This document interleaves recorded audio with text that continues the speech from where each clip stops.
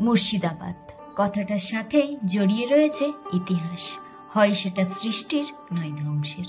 এই নবাবের শহর ঘুরে দেখার জন্য হাতে মাত্র একদিনের ছুটি নিয়ে বেরিয়ে পড়েছিলাম বন্ধুর বাড়ি বহরমপুর, আর সেখান থেকে বেরিয়েছিলাম এই মুর্শিদাবাদ ঘুরে দেখতে। তো আজকের পর্বটি এখান থেকেই শুরু করা হোক।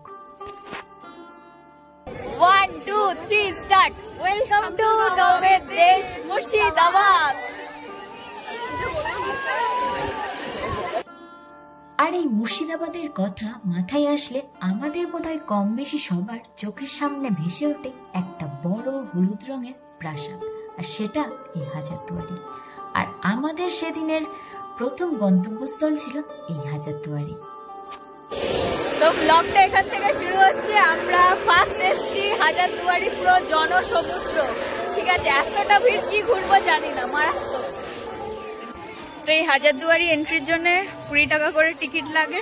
টিকিট কেটে তারপরে ভিতরটাতে যেতে হয়। কিউআর স্ক্যান আছে, ওটা দিয়ে স্ক্যান করে টিকিট কেটে তারপর ভিতরে যেতে হয়।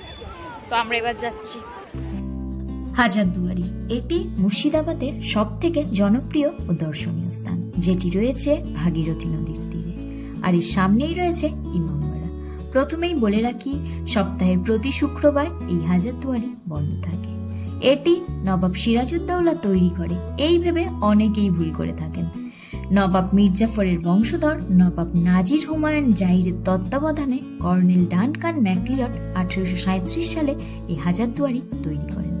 সম্পূর্ণ ইতালীয় ধাঁচে তৈরি এই প্যালেসটিতে রয়েছে 1000টি দরজা, তাই এর নাম হাজারদুয়ারি।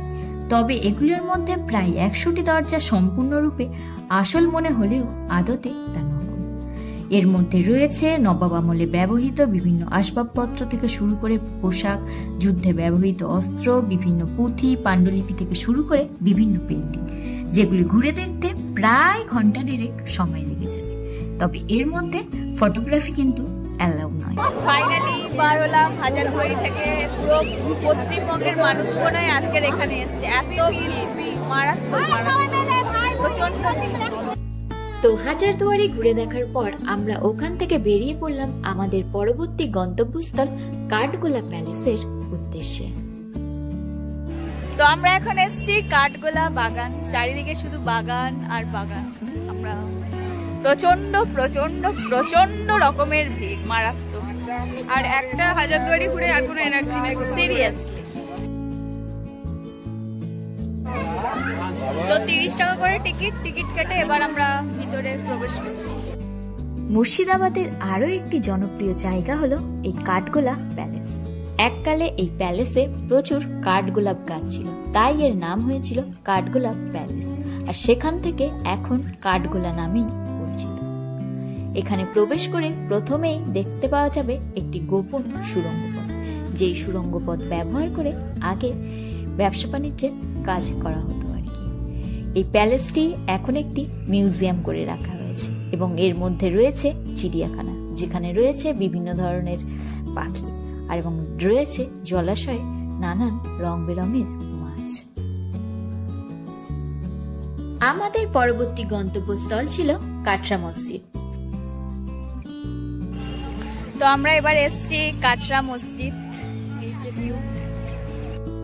কাটরা কথার অর্থ হলো বাজার। মুর্শিদাবাদ শহরের পূর্ব দিকে নবাব মুর্শিদ কুলি খাঁয়ের তত্ত্বাবধানে বাজারের সন্নিকটে এই মসজিদ তৈরি হয়েছিল বলেই এর নাম হয়েছিল কাটরা মসজিদ।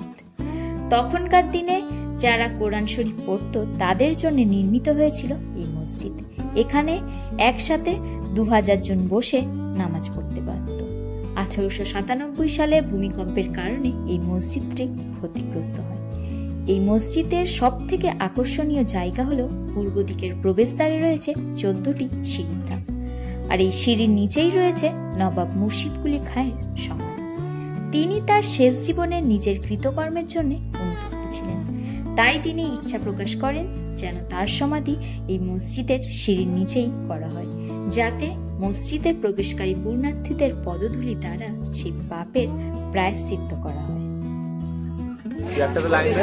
তো এখন যাব আমরা মতিঝিল চলে এসেছি। এখন আমরা এসেছি মতিঝিল পার্কে। এই পার্কে বিভিন্ন রকম সাংস্কৃতিক অনুষ্ঠান সহ হস্তশিল্পের মেলা এবং বিভিন্ন রকমের মেলা এখানে হয়ে থাকে। এই পার্কের ভিতরে ডুয়েট সাইক্লিং থেকে শুরু করে বোটিং, টয় ট্রেন রাইড করতে পারেন আলাদা আলাদা টিকিটের বিনিময়ে, এবং রয়েছে বিভিন্ন রকমের রেস্টুরেন্ট। তো আমরা এখন কি জায়গা মতিঝিল থেকে বেরিয়ে যাচ্ছি। এই যে ট্যুর গাইড এ সমস্ত কিছু বলছে। 150 টাকা। 150 দাদা আপনার ভাড়া কত? 150। যদি আসতে চান, এনাকে বুক করতে চান, তাহলে অবশ্যই আমার সাথে কন্ট্যাক্ট করবেন। 150 টাকা ভাড়া লাগবে। যাই হোক, পুরো মুর্শিদাবাদ ঘুরিয়ে দেখিয়ে দেবে, শুধু মতিঝিল না। আর ঠিক এভাবেই হাসি মজা আনন্দ করতে করতে আমাদের দিনটা কেটে গেছিল। এই নবাবের শহর একদিনে ঘুরে দেখা সম্ভব নয়, তাই প্রচুর কিছু দেখা হয়নি। যেহেতু হাতে সময় ছিল একটা দিন, তাই এই কটি জায়গা ঘুরে দেখতে পেয়েছিলাম। তো ভিডিওটি এখানেই শেষ করলাম। কেমন লাগলো অবশ্যই জানাবেন।